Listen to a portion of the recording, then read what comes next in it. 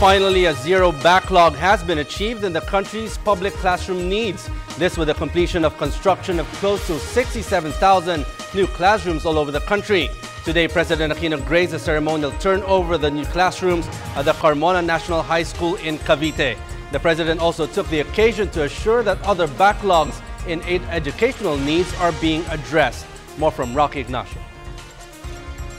The government finally achieved a zero backlog in classrooms with the construction of 66,813 classrooms.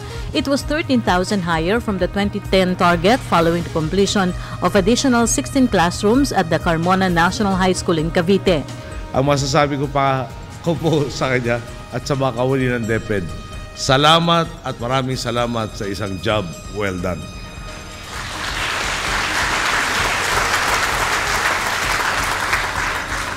Talaga pong hanga-hanga ako sa inyong pagpapakitang gilas. Sunod-sunod na binura ng DepEd ang mga backlog na minana ng kanilang sektor.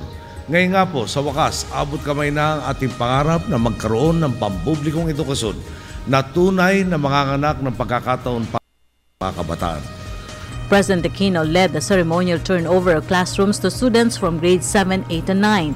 The Chief Executive stressed that the DepEd Zero Backlog target is a commitment of the government to ensure quality education for young Filipinos. Sa ngayon po, malinaw na sa nakakarami lalo na sa kabinete ang estilo ng ating pamamahala. Ang proseso po natin, tukuyin ang tunay na problema upang makarating sa tamang solusyon. Bumuo ng konsensus tungo sa konkretong mga hakbang na dapat isagawa. Maglatag ng target na pagbubuhusan ng pondo, husay at pagsisikap upang maabot. Alam po ng ating mga kalihim yan, hindi lista sa tubig ang ating mga target. Sineseryoso ko ito. Kapag dumating na ang tinakdang panahon, asahan mong hahanapin ko sa iyo ang ipinangako mo. Kailangan meron kang maipapakitang resulta sa ating mga boss. Sabi po ng aking ama, pag nagbitaw ka na salita, mahirap po madali, kailangan ito pa rin. The President recognized the work of private organizations and public institutions to accelerate the education system in the country. The classrooms ranging from one-story structures to multi-floor buildings were built using national and local government funds as well as donations from the private sectors.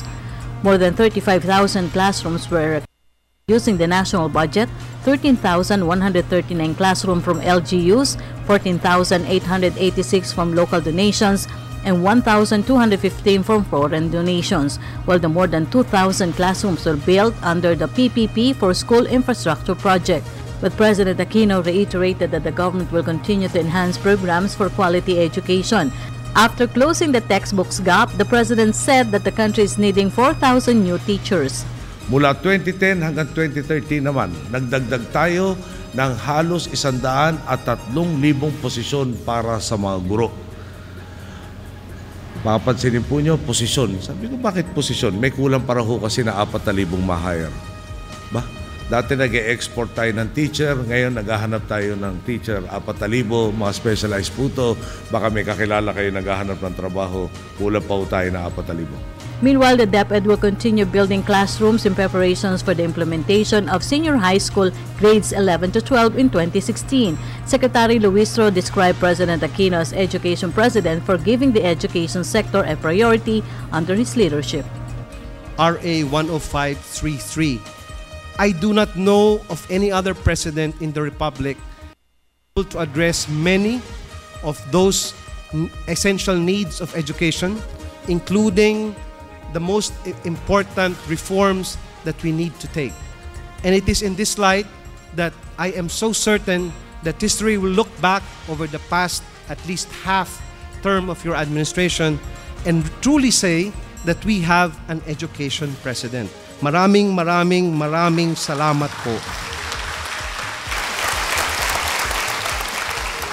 For the People's Television, Rocky Ignacio.